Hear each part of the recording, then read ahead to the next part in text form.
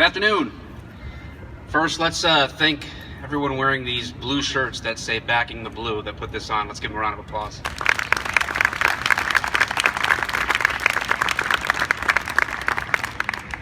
Last August was a watershed moment, Ferguson, Missouri. And that situation that unfolded, I remember sitting on the couch on vacation near Traverse City, glued to the television, recognizing that would be a gut check moment for everyone. It was a gut check moment for every police officer because they had to decide, am I going to stay in this, even though we're going to be ridiculed and scorned and put to shame publicly for decisions that everybody else has hours, days, or months to review, that we have moments to make. And I'm proud to say that all these other guys that came up here and spoke, all the guys and gals that are in uniform around here, they did that gut check and they're here today. And I'm proud to stand with them in law enforcement. But there's another gut check that happened among the silent majority of citizens who had to decide, am I going to support law enforcement despite all the negativity that's coming? Am I going to stand and speak up, or will I stay silent? And then you got guys like Jeremy who stand up with that gut check and say, no, I'm not going to be quiet. I'm going to set the example. Dude, you're awesome. You're my hero. Proud to stand with you too today. I represent an organization called Humanizing the Badge, and I was contacted to speak here today, and I was told that the message needed to be one that would give hope to law enforcement. So I sat down, and this is what came out. I thought about the words of Jesus Christ, who said, "Greater love has no one than this, than to lay down one's life for his friends." See, by the time 53 hours goes by, it is likely that another law enforcement officer left for his shift and will not come home. But this isn't happening in some faraway place that you only read about in books or have seen in a documentary. It's not just happening inside your television or on social media news feeds. It's happening to real men and women of valor in our own backyards and roads. It's happening right here, right now. Still, as tragic and life-altering as these stories of fallen warriors are, most of our brothers and sisters in blue will return home. But they will not return home unchanged. They will see the world just a little bit differently after each shift because, quite frankly, they see a different side of the world, a side they get to look at from a perspective many are unwilling or uninterested in acknowledging. In order to accomplish their tour each day, they will collectively endure countless assaults, insults, and falsehoods. They will often return home fatigued and sometimes downright depressed.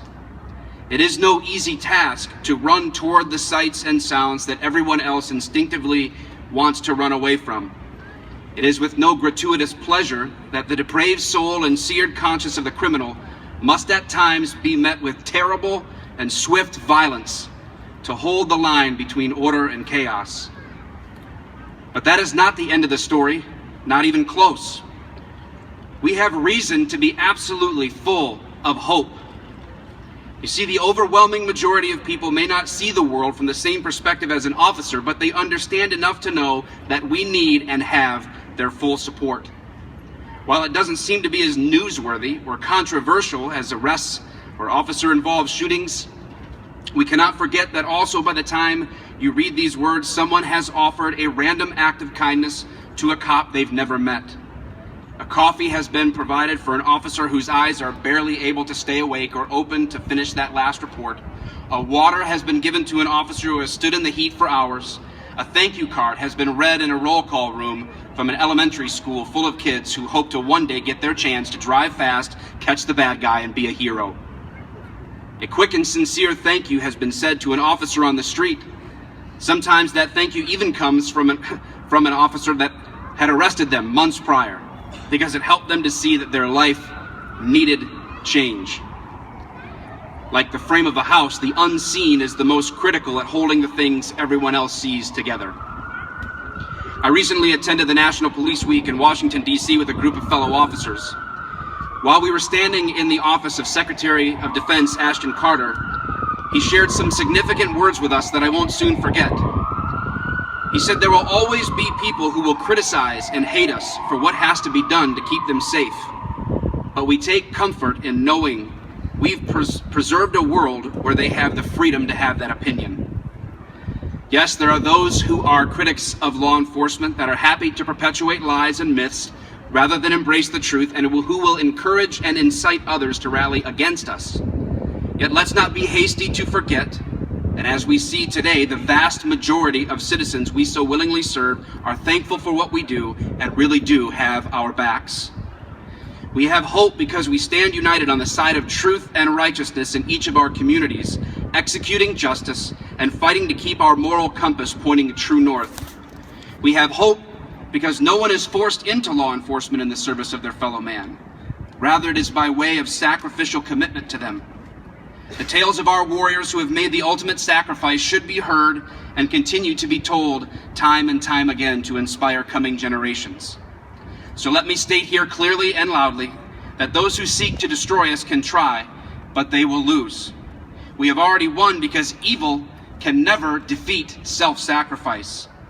Those who seek to shatter what is good about law enforcement will ultimately fail because they cannot take from us what we've already willingly laid down, even our very lives. Thank you.